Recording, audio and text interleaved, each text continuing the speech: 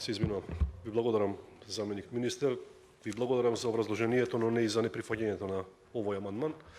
Се работи за проблем, долгогодишен проблем, кој што ги тишти тетовчани со недостиг на квалитетна питка вода за пиење.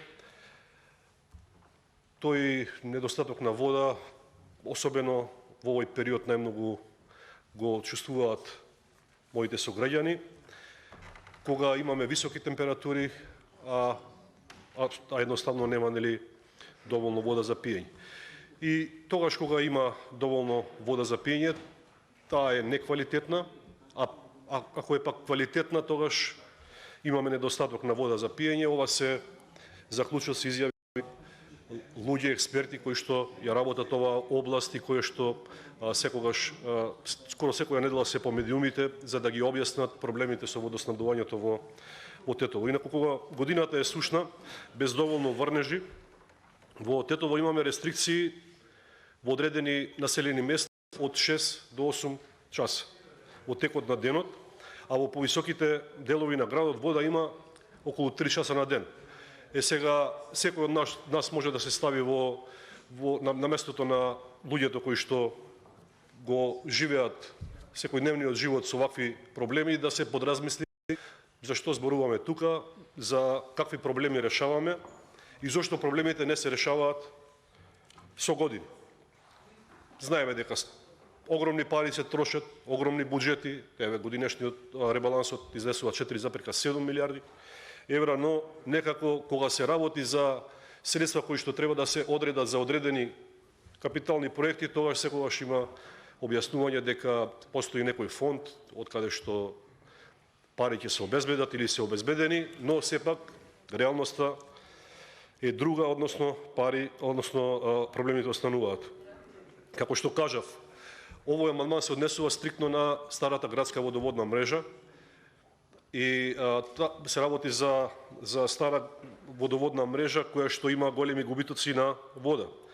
Така да, за да биде јасно на јавноста, околу 600 литри на вода во секунда доаѓа од изворите, а градската мрежа може да прими 450 литри.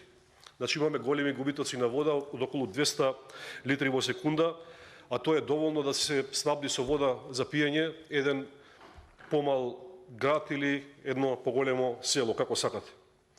Значи во градскиот резервоар во моменти има под 280 литри на вода во секунда и тоа представува особено голем проблем за град како што е градот Тетово, град во кој што живеат и македонци, и албанци, и турци, и роми, и власи, и срби, и сите остати, и кои што, кога ќе ја тргнете политиката на страна, затоа што бев 2,5 години дел од Советот на Тетово, и кога ќе се исклучат камерите, сите зборуваат за исти проблеми.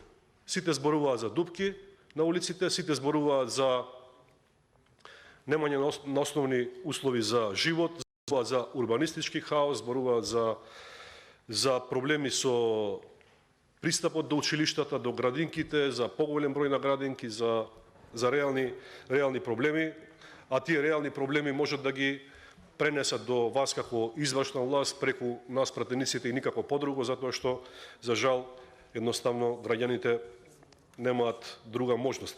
И вие велите дека било инвестирано во водоводот во Тетово, и тоа големи пари, но јас ќе ви кажам да ја слушнете изјавата на градоначалникот на Тетово, кој што вели дека се работи за инвестиции за кои што се потрошени огромни пари, дека се работи на ревизија на тој проект.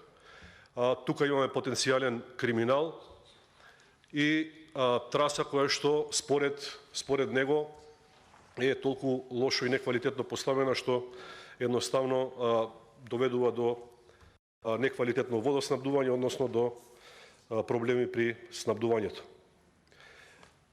Така да, општината е немоćна во моментот.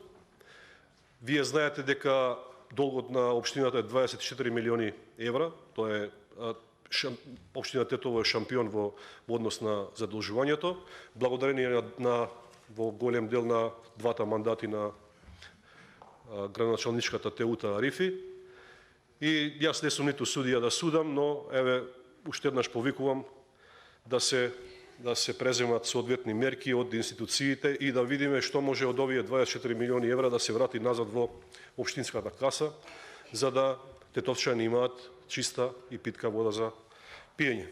Нема да должам понатаму, не сум задоволен од вашиот одговор, почитуван заменик министер.